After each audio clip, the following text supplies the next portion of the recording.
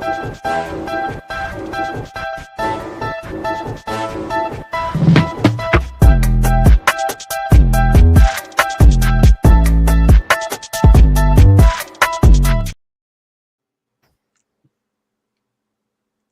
everybody. Welcome to NLL Lacrosse Talk, our special show this week. We have Romina Erhardt from the German box lacrosse team, who's also with the National Box Lacrosse League. We have the commissioner, Adam Serpan, from the National Box Lacrosse League, as well as from the Good Stick Company, Brian Witmer. Welcome, everybody. Hi. Thanks for having us. Frank, how are you? I'm good. Good. We have, of course, Candid Frank with us, of course. I want to start, first off, with Adam, and I want to just discuss a little bit about the league itself. Give us a little overview of what National Box Lacrosse League is. Well, the National Box Lacrosse League is a friendly box lacrosse league based in the Czech Republic, founded in the Czech Republic. Now we have 9 teams from 5 different European countries, and it's the oldest European league actually, because we are going to crown the 40th champion this year. So this is very briefly what the National Box Lacrosse League is. Okay. Now, how did it get started? How, like, back in way back when? Yeah, back in 1986, the first box lacrosse game, according to the rules, was played in Prague. It was spring of 1986, and then in the fall, the league started with, if I remember correctly, 4 teams, and it was like apparently back in the Soviet era or the communist era, so behind the Iron Curtain. So everything was hard to start, especially getting the rule book and so on. And then the league developed to what it is at the moment. Right. Now, Romina, you we've talked before about you and your playing goalie for Germany. Now, in this year, in a much different aspect, you're part of the new silver team, is it? Yes. So I was the manager for the German men's team for the last 2 years, and the National Box Lacrosse League is a great opportunity for us to give our players more experience on international level, play more intense games we would not get if we just play in Germany in our home league. So we took over a spot 2 years ago from Spreewölfe, which was the German team in the league before. We played last year as Berlin Bears as a preparation for the World Championship in Utica. And now we want to establish a long-term project close to the Czech border. Like Selb is in walking distance to the Czech border, has great facilities. It's like a small town with fanatics for ice hockey. And we want to use that momentum and bring a new sport to the region. Right. And so far, the season's just started. How is things going right off the hop? For us, we will start in May because we starting with home games. Mm-hmm. And they're still playing ice hockey in the rink. They're playing playdowns right now from the 2nd to the 3rd league and hope we stay in the 2nd league for the next season.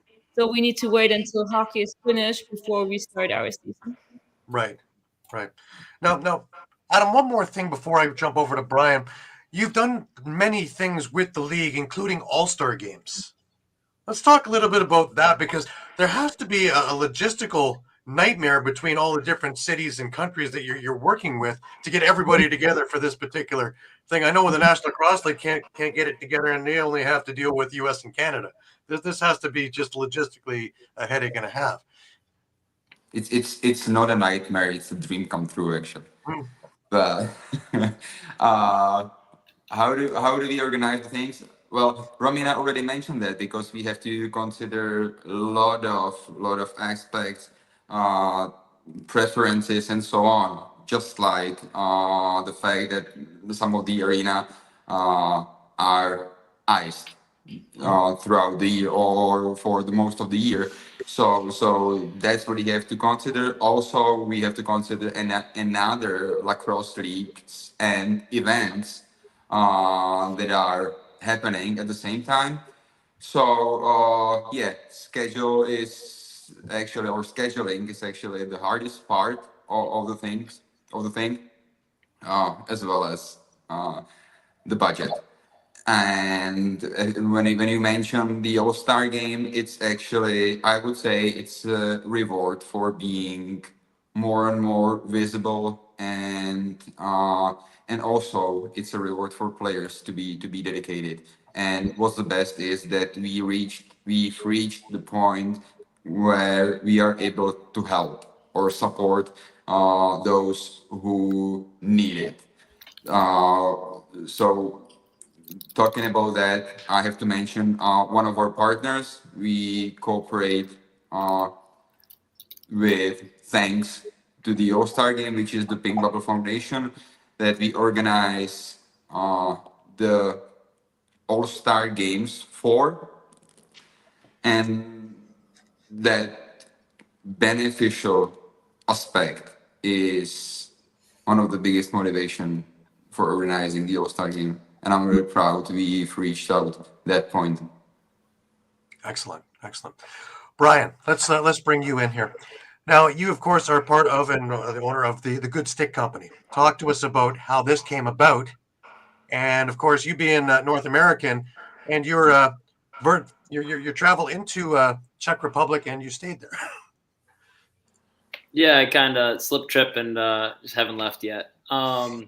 If you want to, those are kind of a couple different stories. Yeah, But I can kind of go chronologically. Yeah, I came over to play in the Allied Rescue Memorial in 2014, Mhm. and it was like, the number one experience I've ever had. Just kind of seeing, what lacrosse looked like in Europe, and I was hooked. I'm still hooked. I came back the next year, and I came back the year for that, and after that, and eventually, met a girl, right? And now, she's sleeping upstairs, so I can't speak too loudly. And we have a 6-month-old son up there as well. So, yeah, I've been here 7 years full time now, going on 8. And yeah, just so when I met her, it was kind of through lacrosse, and she was a national team player for the Czech Republic as well. And then, kind of when I was over here, I was like, hey, look, like what I do for work is, I do lacrosse. That doesn't mean just coaching. That doesn't mean just, organizing events and everything. Like I do everything. So one thing I've always wanted to do was to kind of, produce lacrosse sticks. I tell the story, and be wrong not to tell the story, but I was about, maybe 10 years old, and I went to a lacrosse camp, and I said, Dad, I want to buy this brine, maybe it was a cyber or something like that, like what lacrosse had. Mhm. And my dad's like, okay, how much is it? And my dad was a lacrosse coach as well. And this other coach came in, and he goes, don't buy, it was like $80 or something, right? The guy goes, don't buy that for $80. It's 5 cents of plastic out of China. And like, I just remember that one guy saying that. It's like, I can hear it still. And so, ever since then I was like, is it really 5 cents of plastic? And it's not. I know exactly how much it is, and it's not 5 cents, but it's definitely not $80 either. So, kind of that's been living in my head for 20 years now. And then, yeah, my business partner, Peter, and I kind of it was COVID and the world was ending. Right. And we hadn't, we've been talking about it for years, and we're like, hey, let's just pull the trigger, and, let's put some money into this. Let's give it a shot. And, if it doesn't work out, like, at least we tried. And it has worked out. And it's been one of the most fun projects I've ever worked on, and, partnering with the NBLL, and, it's really my favorite thing is to kind of see an NBLL game and see, Mathieu Brock or Martin Schruta playing, with my head. I play with my head. Half my team plays with my head. But it's also nice to go to like a U10 game, and like, if there's 2 teams playing against each other, 8 of like the 10 runners will be using my stick, if I go to a tournament in Germany, I'm pretty sure I can find one. It's just a really rewarding. Now with the women's stick kind of coming out, like I know that I'm going to see them everywhere, and for the rest of my time doing this, and I just it's really fulfilling. It's fun. It's fun and fulfilling. I love it. What makes your stick different than any other stick? I believe the line I'm supposed to say is that there's love in every single one of them.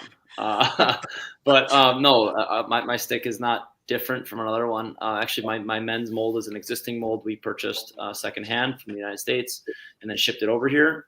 We actually didn't know if it even worked. And so that mold is it's a good lacrosse head. It's not the state of the art lacrosse head, but it works just fine. And the difference being it's manufactured in the European Union. I know the guy. I manufacture some of them myself. I string them myself. If it's not myself stringing it, it's one of the local Czech players stringing the stick. So it's strung correctly. It's strung. Not gonna throw any stones at any East Asian countries, but it's strung by someone who's not working against their will. And our women's stick, it's really been a labor of love, kind of making it a proper, not just a good enough stick, but it really is a good stick. I'm gonna remember that one because I like that line. What's the reason for you to continue to make it? My reason to continue to make it is that currently, if Romina wants to buy a goalie stick, that goalie stick was probably manufactured in Asia, and it was then shipped to the United States, and then it was then shipped to the European Union, and just all the markup from all this, it's just waste. It's just stupid. If I'm now she's a goalie, so I'm not gonna necessarily take care of her right away, but if I can manufacture a lacrosse stick an hour and a half drive from my apartment and go pick it up, I can cut so much cost and make the game of lacrosse more affordable to little boys and girls, young and old, in one of the biggest sports markets on earth. And I can make lacrosse, whether it's box lacrosse, field lacrosse, sixes, whatever it is, I can make the sport of lacrosse accessible for millions of people overnight. There's the answer to the question. Yeah. Well, we've talked a lot about the women's stick. We've had the Canadians and Americans on, and we've had, of course, Romina on before with some of the Australians and Asian ones. And they've talked about, the difference of the stick from field to box and basically playing with a tennis racket to actually having a pocket. And having this available around the corner from them, this is huge. I'd like to think so. We'll talk about the new women's stick that you have coming out and, the beauty of it, shall we say. Yeah. That wasn't there by design. I really this is actually, it was just laying there. No, it's just it's got that, that the modern, I call it a recurve. I don't know if that's patent pending or whatever. But it's just it's a little wide. We're probably going to shrink them in a little bit at the molding process. But I'm a huge fan of Armor Mesh. Chris Gilray and I are buddies. So he's a small business. I'm a small business. We both got started about the same time. He's much more successful than I am, but all of our sticks would be strung with his pocket, which just adds to the benefit, adds to the quality of these sticks.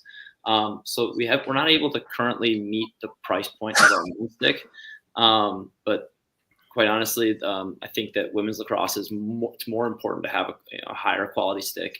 Whereas men's lacrosse, it's just important to kind of have a stick to start with, and then you can obviously upgrade a little bit more. But with women's lacrosse, that stick is just that much more important.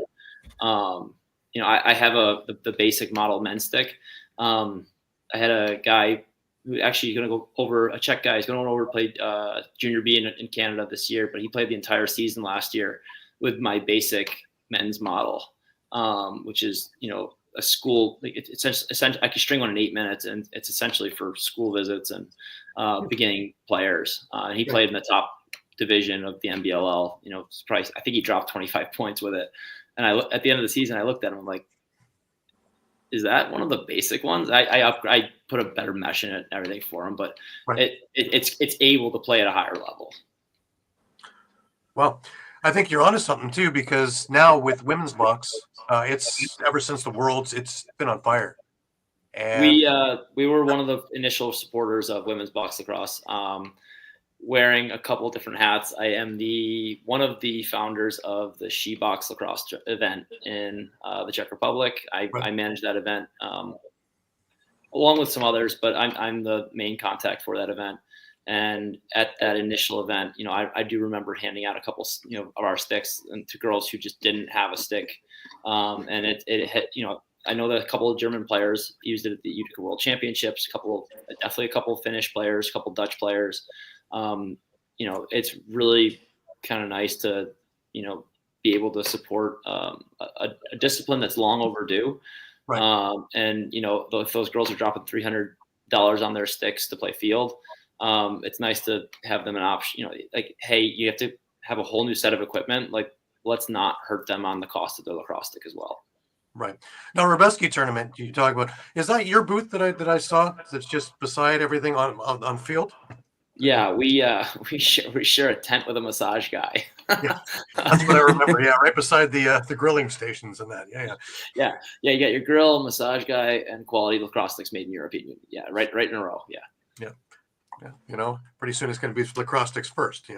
In order of importance, really. I mean, the sausages are so good, and honestly, the massage guy is pretty good too. So we really actually have to step up our game if we want to get any more real estate. Well, top 3, right? So that's not bad. That's not bad. I've been to the Rubeski probably the last 4 years. I think I've been there. So it's been just absolutely, like you said, much mind blowing. All the times that I've been there, and I was there last year at the very tail end of She Box. I came in with the Gales, and first people I saw was Michelle Boyer and Sue Redfern, which was great. And then watching, I believe it was watching Hong Kong play, and we heard of course, the stories of them coming without their equipment and their equipment going somewhere else, and the whole community coming together to get them equipment. So there are so many feel-good stories about that tournament in its own right. Yeah, we have. As I helped broker a deal with Relax Collections and the European Lacrosse Federation, and there's currently a storage room in the back of an auto glass repair shop on the other side of town that has bags of old donated equipment. And so, Hong Kong says, "Hey, we don't have equipment." I'm like, I know exactly what key I need for this one. And we offered a couple of cross sticks. They didn't take them. They had their men's program gave them their stick kind of thing. But they all were wearing the exact. We had a matching set of. I have no idea where the helmets are. I think it was Florida State club team or something like that. Mm-hmm. And so it was fun to just say I know the only rule is you can't give it back. I need you to give this to a program somewhere and move this equipment forward. Hong Kong came last year. Their men's program's coming again this year. There's 2 teams from Japan coming this year. We've achieved gender parity in just 4 iterations of She-Box. There are 12 men's team and 12 women's teams, which is, and ahead of the European Championships here in the Czech Republic in 2026. It's a good time to be involved in the Czech Republic in lacrosse, the NBLL, with a good stick company. This Olympic thing is great, but we're full speed ahead here. Olympics or not. Right, and Olympics are down the road, so we got to concentrate more on the now than the couple of years up the road. I get it. Now, Adam, you'll be at the Rubeski tournament and at She Box as well. I will as a guest. Mm-hmm. I will. Right. Well, I imagine a lot of your players are going to be in that tournament, right? Definitely, and it's a great honor because Alex Rubeski is really honorable event and deserves a big respect. It's the highlight of the season. Now, taking a look at the list of the teams that you have in your league, I recognize a lot of the names from the Rubeski tournament. So they moved the whole team? Are they just going one right into the other? Yeah, sure. Since there's 5 teams or 6 teams actually from the Czech Republic at the moment in the league. So that's obvious that most of those will be at the Alex Rubeski Memorial. Right. Now, with your program, is it mostly just the homegrown players, or are you getting guys from North America coming up and playing in the NBLL as well? We do, and we're happy for that. It's actually what Brian should be recognized for. We can call him like foreign affairs manager, because we have had many players from the overseas for last like 4 years, and we are happy that they are happy coming to play here, and it's really important for us to grow the exposure of the league and to show that there's a quality league here in Europe. The guys from overseas, and it's always funny to make first interviews with the guys coming to play here, because they're always like, we didn't expect that there is like such a quality lacrosse here in Europe. Right. So it's a great experience, and it's a great base to start like both ways cooperation with another organizations from the overseas, because it's important to say that we also send Czech players to play in the North America. Right. Now, one of the things that it kind of reminds me of here is summer ball in here, because you have different areas and different places to come together. With the West and with the East, they come together for what's known as the Stanley Cup of Lacrosse and the Mann Cup. Do you have something like that at the end of your season playoff-wise, where everybody from different eras come together?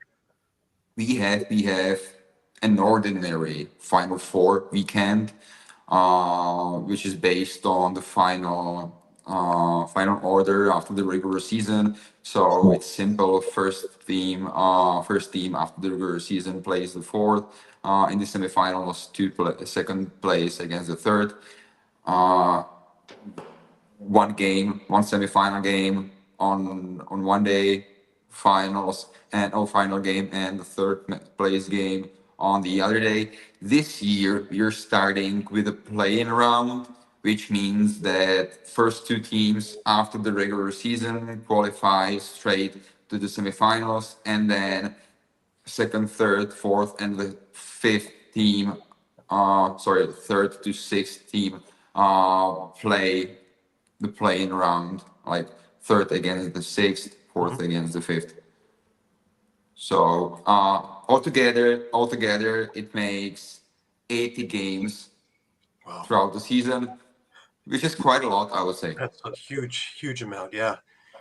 Now, what is spectator watching? What's the numbers for this? Well, like that's one of the biggest goals for this season, because the exposure in the online world has been growing last years, which is good. Like we have last stream we have 100 concurrent spectators on YouTube on both streams, both English version and or commentary and Czech commentary, because we stream in 2 languages. And what's the goal for this season is to bring people on the stand. So I cannot, like, it's now it's not even hundreds of people on the stands, and we would like to reach that number Right. this season. If we talk about the Final Four, it was bigger, or also the All-Star game, we can talk about like 400 people on the stands. Right. Now you guys are ahead of us actually with that All-Star game and skills competitions and things like that. I think it's great. I've been on my soapbox forever about bringing it back here, because especially here with ESPN and TSN, to show off the greatest game and with the greatest players and doing this, I think it's a missed opportunity. And you guys have hit it right on the head. Yeah, it is fun. It is fun, and I think it's a crucial thing in terms of bringing emotions. With the All-Star game, it's that we bring fun the most of the time. You know, like the hardest shot competition, the fastest player.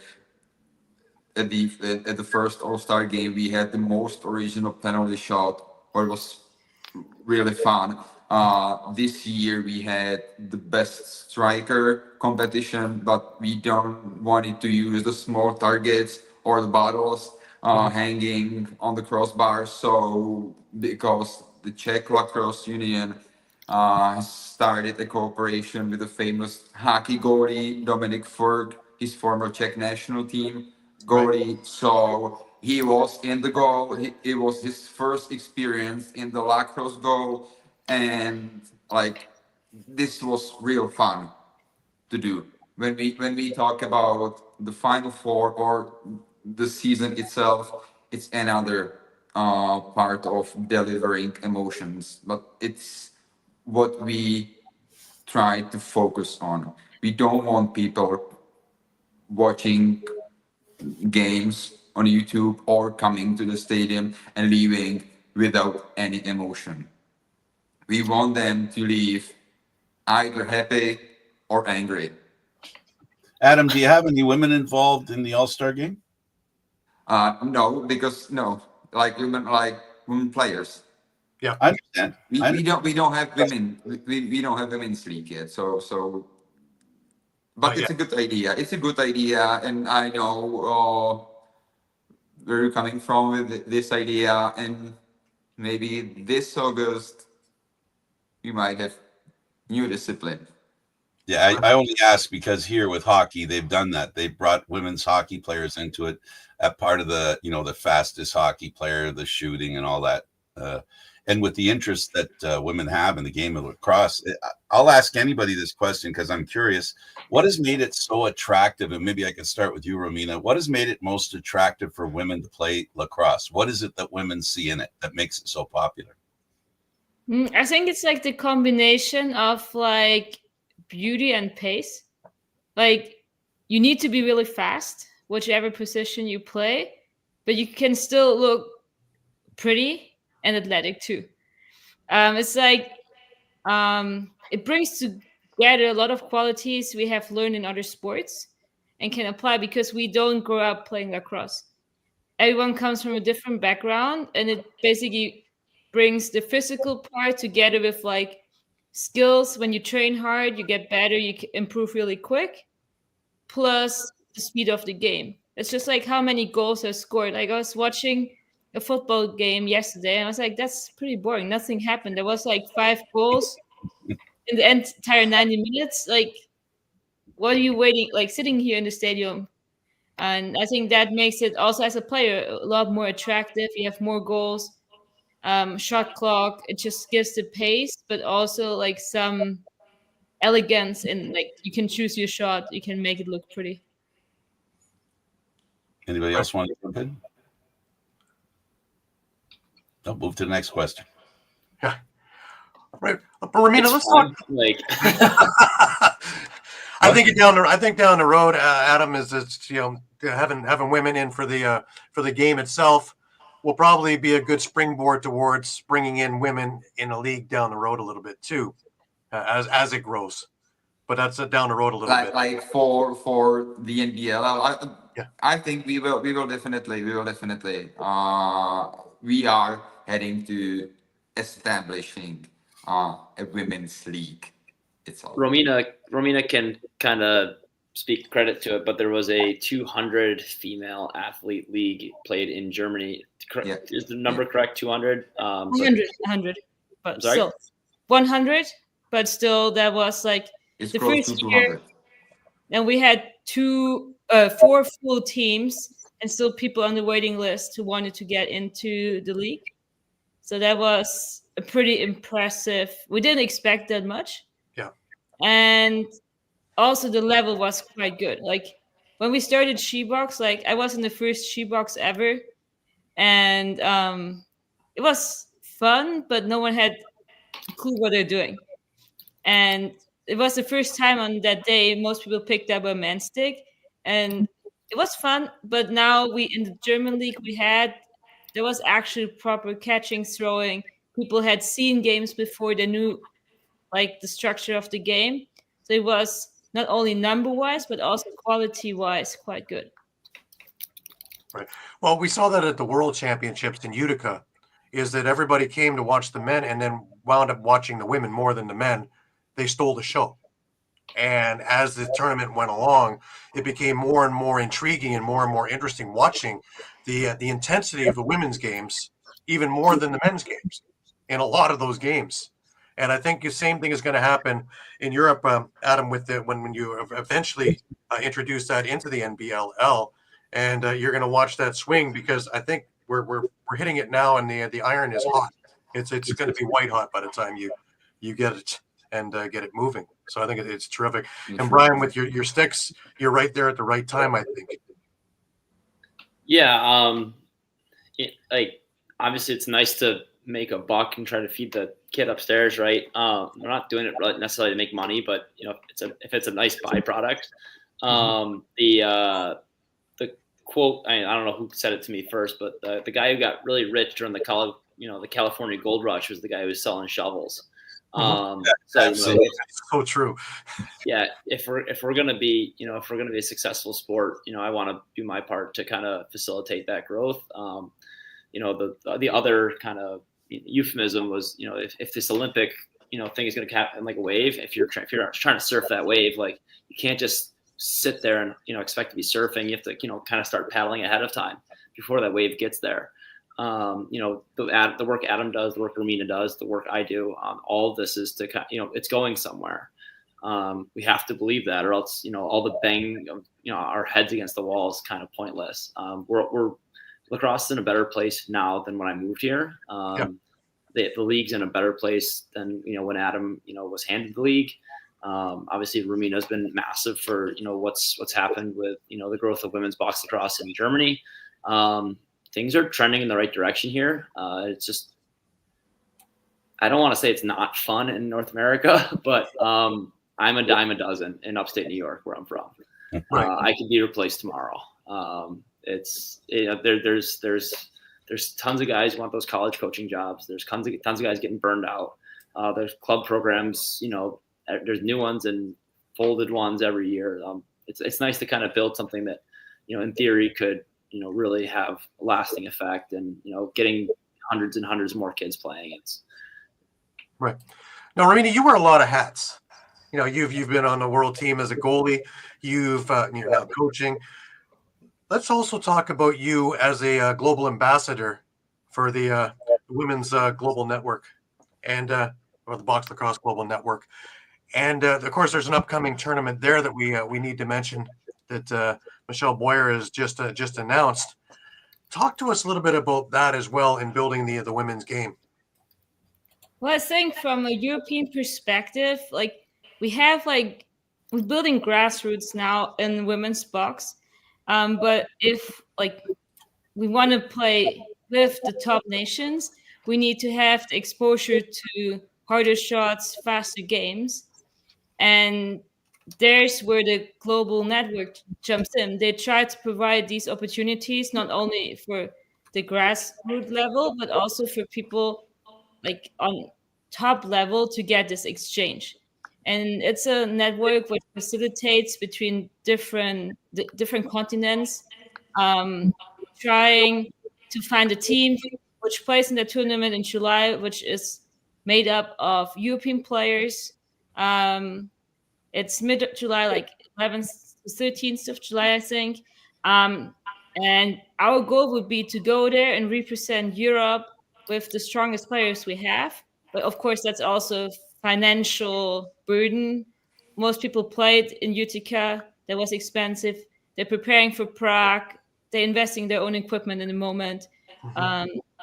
There's a lot of camps happening. I know the Dutch, they basically practice every month.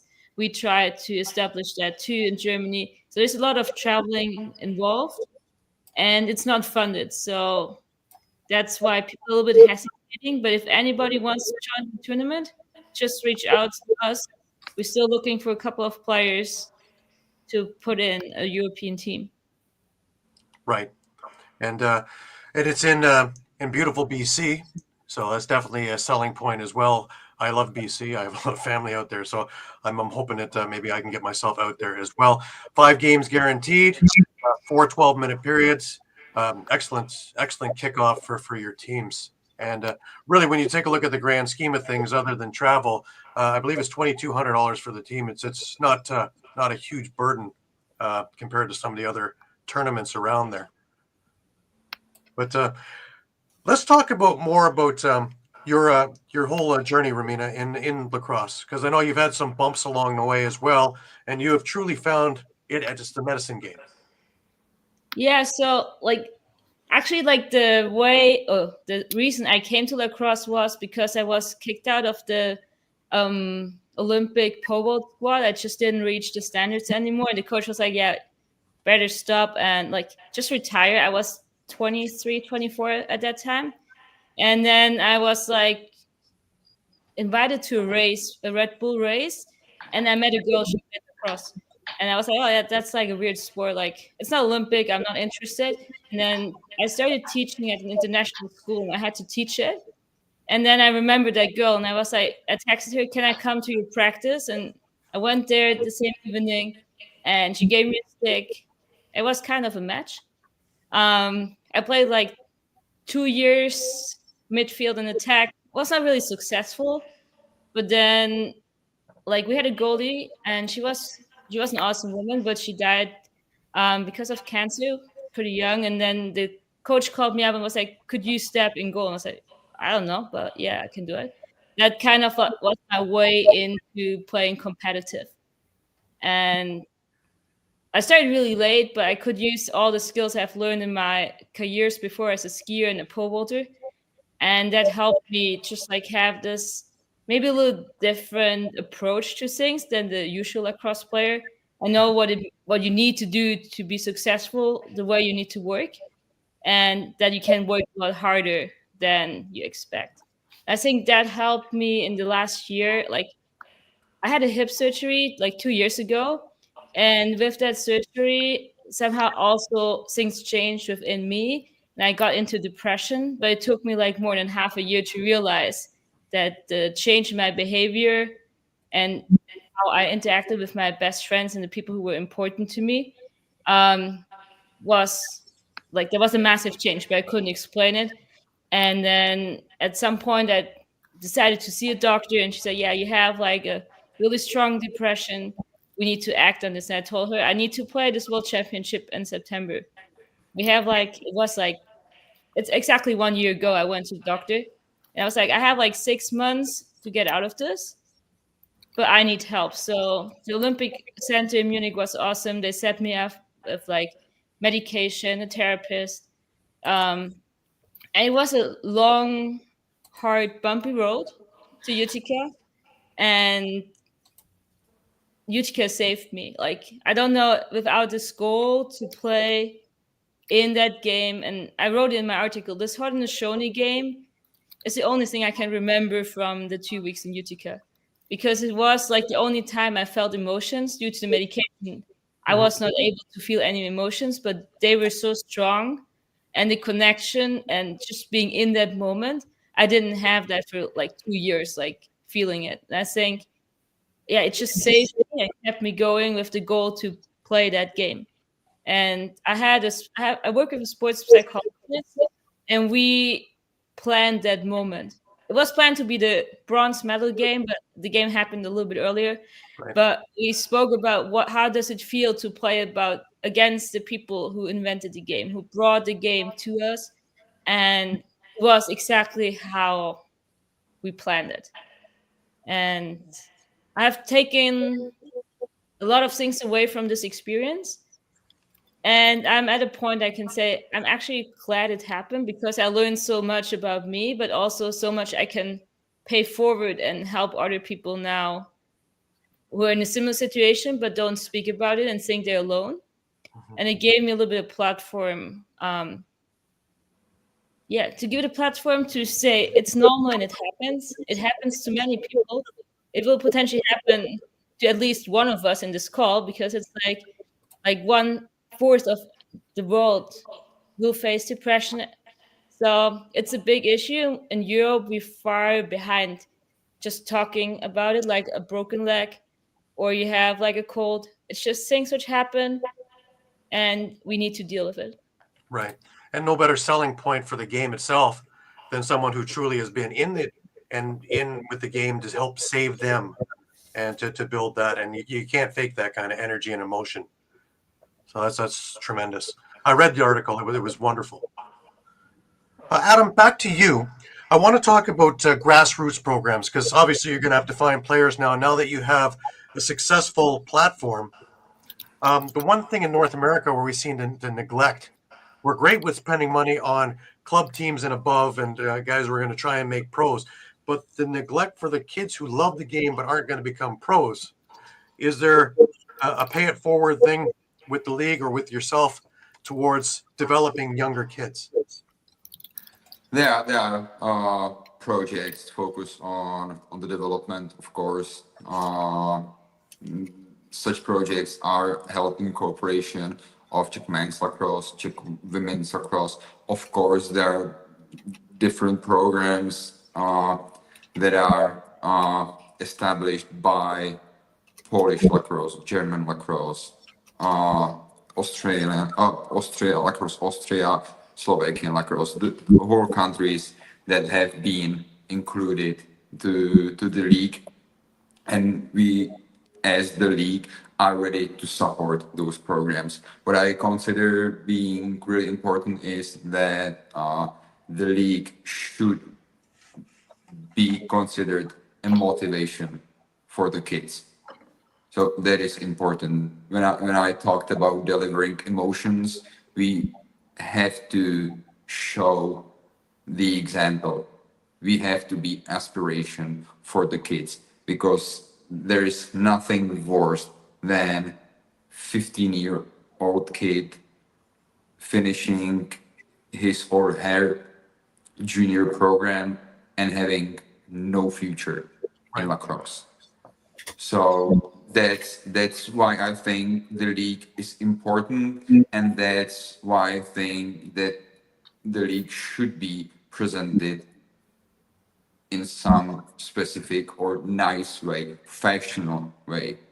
Even though we are still an amateur sport, we have to show kids that what they do have some future and have some sense for their future in the sport. Right. Now, Brian, you spend a lot of time teaching in schools, programs, and doing other things like that. What's your take on all this? I mean, it's pretty much like it's not just like good for business as far as like just kind of like if I do a school lesson nearby my club, like there's a chance I convert one of those kids to be a lacrosse player. That is an immediate benefit to my program. But I also do school lessons in areas that do not have lacrosse whatsoever. I've done we sent 30 sticks. I had 2 interns go over to the country of Albania and teach like 300-400 students what lacrosse was. Are any of those kids going to turn into NBLL lacrosse players or have a future and going to play in North America? Unlikely. However, they're being a door is being opened to them, and like we're just kind of trying to educate the world. What is this thing? So sport recognition, it's intangible. You can't really put a price on it. Kind of the equivalent I've gone back to is if you think back, like maybe it was 10 years when rugby sevens was in the Olympics for the first time. Right. Everybody and their brother knew what rugby was overnight. It's kind of what we're going for. The Olympics are the biggest thing to happen to lacrosse since American Pie. People are going to see like what the sport is, and if we can kind of get ahead of that and kind of say like not only are we saying like it's going to be on TV for a couple days, right? But if I can kind of put a stick in your hand and you get to throw a ball and you see it on TV, and that's being reinforced. We're on a local, a Czech sport television here. It's called Sporty TV. We have a partnership with the league. The ability for me to say to my club parents, like, hey, you can turn on a game today of lacrosse today. You could watch NBLL Lacrosse. We did have a partnership with the NLL. You could watch NLL games on Czech television with Czech commentary. Now with, you got NLL Plus, the games are free, streamed internationally. I've watched more NLL this year than I've ever watched in my life. Just sport recognition is really what, if I want more kids in my programs, I go to the schools near my clubs. But that's not the only reason to go do school visits. Right, of course. Just showing people, this is what lacrosse. You're gonna find 2 or 3 kids who are born to do this sport, and you just see that click, and they're like, I want to do this, and I don't want to do anything else the rest of my life. So those kids are nice to have, but you never know who's in that class. If the 9 brothers they have, right? you never know. But that's the key, right? It's about putting the game out there where a mass audience can at least have a look at it, and then that's what triggers, maybe, like you said. I totally agree that you're not looking for everybody to love lacrosse, but there are some people that are predisposed to love the game just by what it looks like. And Romina was talking about that as well. Why ladies like the game? If they don't see it, how do they know? And that's the beauty of the Olympics. Yeah, I think it's an attractive sport.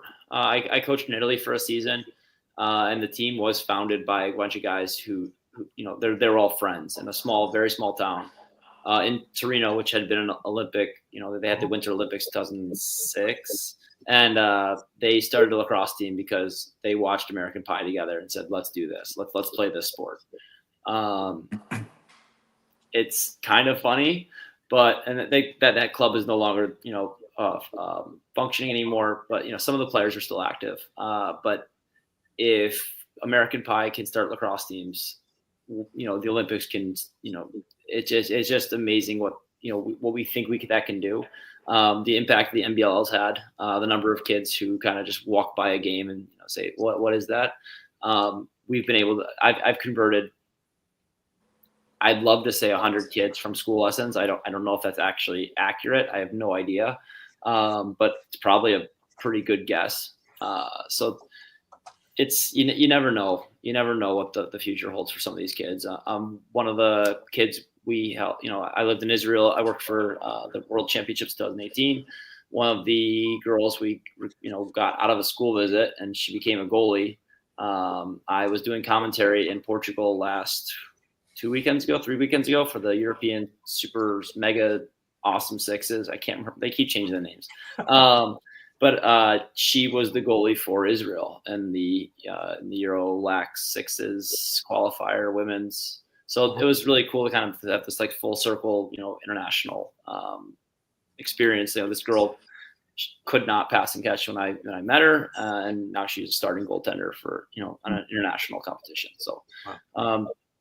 Who knows what's, you walk into these school lessons and you see these screaming children. It's like, and I actually have to do all my school lessons in Czech, which doesn't go, it goes as well as you think it would. Right. And so you never, you see these kids and I don't know what you can turn into. And that's kind of cool. Right. How quick do you have to react to the reaction that you've noticed? Because the question that comes to my mind is, we've got an opportunity for a lot of people to be curious about the game, to see the game. How quickly is it important that you act quickly to get under the skin of the possible player, to ensure that maybe you get your best chance to get them in the game? Is there something that you've learned from the perspective that you're looking at? Because here in North America, we have tons of communities that play lacrosse. We know them all, and they help build the game. In your case, you're doing kind of the reverse, right? Every kid's different, right? So the tactic of really trying to get that kid to, the first question I have is, I always ask the kid, what sports do you play? And just kind of, if they don't play any sport, it's well, boy, do I have something for you. But, most kids, since the age, I'm obviously not teaching 4-year-olds. So there's obviously some kids, some sport played from the age of 4 or 5 years old, whether it's soccer, which is the predominant answer. There's hockey, the two big ones in the Czech Republic. But a lot of these kids, they play floorball, they play volleyball, they run track, they call it athletics over here. So you kind of just say hey, I can see what I try to do with, with either an interpreter or say in my god awful Czech, is to say, hey, I see that you have some some cool abilities from this other sport you play, I also think you'd be really good at lacrosse. And I kind of plant that in every single one of these kids. I try to plant this in every one of these kids, and most of them forget it 3 seconds later. But I'm just trying to be in their head. And so if they do turn out to be, a pole vaulter, and they say, I'm not going to be doing this anymore, they might have that seed planted in their brains. Like, you know what? I enjoyed lacrosse in gym class 6 years ago, and I just saw it on the Olympics. Maybe I'll give that a shot. And, you never know when these kids come back. I have one kid, he's a middle brother. The oldest one is my best lefty. The youngest brother is 8, and the middle brother plays high level soccer. I will get that kid back if and when his soccer career does not pan out. He loves lacrosse, right, but he's chasing a career in soccer right now. I'd love to get to do more of these programs with ice hockey programs. Like, if you don't make a career out of ice hockey, come play lacrosse.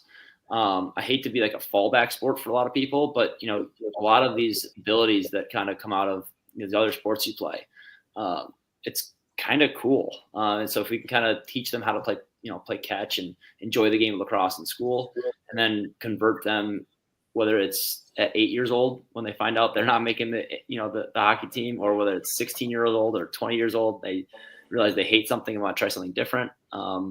There's room for everybody.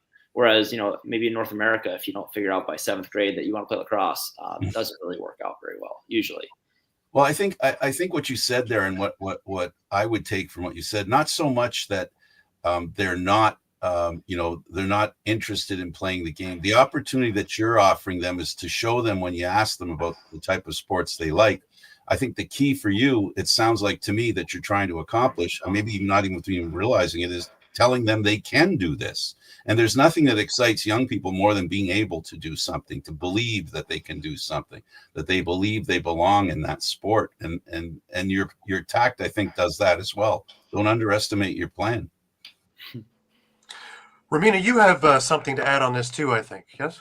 Yeah, so I'm a teacher at a private school, and it's in Munich. It's like a big school, and Munich is a big city. It's really hard. I think I taught 400 kids lacrosse, and I got 6 kids who joined our club, which is more than we had before. But the reason why I also picked Selb as a base for the NBLL is the community we have there.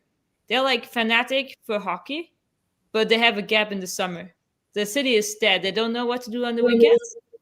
And when we had our first home game there last year, there was people showing up and watching. They came, the local TV was there, the radio was there, and they're like, oh, that's cool. That's something new. We don't know what you're doing, but it looks similar to hockey. Let's come and watch that game. So we want to jump on that momentum, give them a summer sport. And there's 20 other hockey clubs around within a 20-minute drive. They have rinks, they have everything. So we saw in Radotin it worked. You can get a whole town behind the sport, and they love it. It's in the city center. People can watch from their living room, look out and watch the game. And we want to use that in Selb too. And I put in a grant request at World Lacrosse to establish this summer sport in the region and drive it from there into Germany. We have the local support. We want, before and after the NBLL games, we'll offer clinics with our guys, but also with the visiting teams. I send out a message to them if they would like to support this. We're really happy. And we will educate the hockey coaches. So during the week, they will get a 10-week program with detailed plans and games they can do, which work on the transferable skills between hockey and lacrosse. They get a fun summer training. It's not just running and lifting. They get something else to do. They play a sport. And it's in Germany, you can keep playing when you're 19. There is recreational leagues, but most of the kids in that region, if they don't make it into the pro level, they will retire. And we want to grab these kids. They played lacrosse for a couple of years when they're 19. We have a U20 European Championship coming up in 2 years. So it's a window for them. They see a future. We want to get the kids, their parents, grandparents, the whole community behind the sport and build something big, starting in one corner at the border to the Czech Republic and then spreading out into Germany. And I think the Czech Republic showed it works. And I think we can do that too. We just need to have like a smaller town. You can't start it in like million inhabitant cities. You need a town which is behind the sport, a club which is supporting, and which sees a future and a benefit for the kids and the community too. But the thing is that the best is still yet to come, you know, because like we are still not there, and yeah, this is actually what Romina and Brian mentioned. This is where the responsibility of the organization comes from, because we are not just responsible for the 9 teams that are currently or that currently participate in the league. We are responsible for the generations of the kids, because as I mentioned, that they're or we're here for fulfilling their aspirations. So that drives us to deliver or to keep delivering what we are supposed to deliver. You know, one thing is some kind of spirit of sport that, or sports that I call it social responsibility of the organization. We responsibility for the opportunity we give to people to sport, to do some physical activity. It's one thing, but we are also responsible for fulfilling some like basic needs like fame and so on. I know it sounds weird, but it's also important for those kids. And like where soccer would be without Ronaldo's, Messi's, and so on. People love exposure, love being showed, and so on. So that's why we should also focus on TV, on social media, on, I don't know, interviews, and so on. This is, guys, what you deserve for practicing during nights, for practicing during afternoons, for being beat after work, after school, and so on. You simply deserve it. Nowadays, it's just like being showed on Instagram or on YouTube. In future, it could be your part of your job or your second job, maybe. It's 21st century, and we have to tackle all that this way also. Absolutely, the sky is the limit, I think, and I think you guys are well on the way in all aspects of it, and I think it's in really, really good hands. The Rubeski tournament's in 4 weeks. Looking forward to coming out. I'm looking forward to meeting you guys in person. To tell you the truth, it's just going to be a really a great time. I'm going to be stopping by, Brian, into your little booth there, because I want to see some of the stuff that you have there for sure. My workshop is 3 blocks away, so you'll get the Royal Tour. Oh, I'd love it. Can't wait. That sounds terrific. We'll get our camera. We'll do some things when we're there. It sounds terrific. Romina, as always, I appreciate your candor, and everything that you're doing for the game, both in men's and women's sides. So, just keep her up, because it's wonderful. It's and your story is just so heartwarming, and it really will draw a lot of folk to the game, because again, real is what sells this game, and the community is such a great community, big world, small community, and we make the world that much bigger with this community. Adam, I love what's going on with this league. I'm looking forward to actually talking with you in person, but also seeing some of the league in its grandeur, because I know you're just starting this season, so there's the best that's yet to come from this season as well. Of course. Sorry, say it again. I see the best is still to come this season, because the season's just gotten underway this month. Yeah, we've had 5 games already, and like 6 months to come. Like the Final Four is scheduled for the end of November. This should be an exciting year, and I'm thinking that there are probably more NLL players coming out to coach because it's a really easy sell to go to the Czech Republic. Isn't that right? Everybody's more than welcome. Yeah, we're there's going to be a couple teams that will not be playing during the week of the Memorial. So there's usually one or two guys who kind of come over last minute. So Absolutely, Frank, as Also, always. We have spots on the German team for the AHM left. So if someone wants to get the experience, they should reach out to the Box Across Germany account for men's, only men's, and let them know that you want to come. Excellent. And of course, if anyone would like to join any team in the NBLL and spend some time in the Czech Republic, just reach out to us. Give it like 99% of a good experience with guys from the overseas and vice versa. Absolutely. That sounds great. Frank, any final words? Well, there's one thing that people have to remember about lacrosse, and that is the uniqueness of the sport. It doesn't look like many other sports. It has similarities, as we discussed here in the program, but it does have its own uniqueness. And today we heard how women are attracted to it in their own way. So there's a lot of ways to enjoy lacrosse, and the Olympics, as we heard, is going to be really important in making lacrosse more of a worldwide thing. We already have the roots with you fine people. So thanks for the work that you do. Absolutely. For Romina Erhardt, for Brian Witmer, for Adam Serpan, and for Candid Frank Stanisci, I'm Gary Groob. Thank you all for being with us. We appreciate everything that you are doing for the sport of lacrosse. And remember, you can see us here every week at 4 p.m. on Thursdays. Until next week, have a great week and take care, everybody.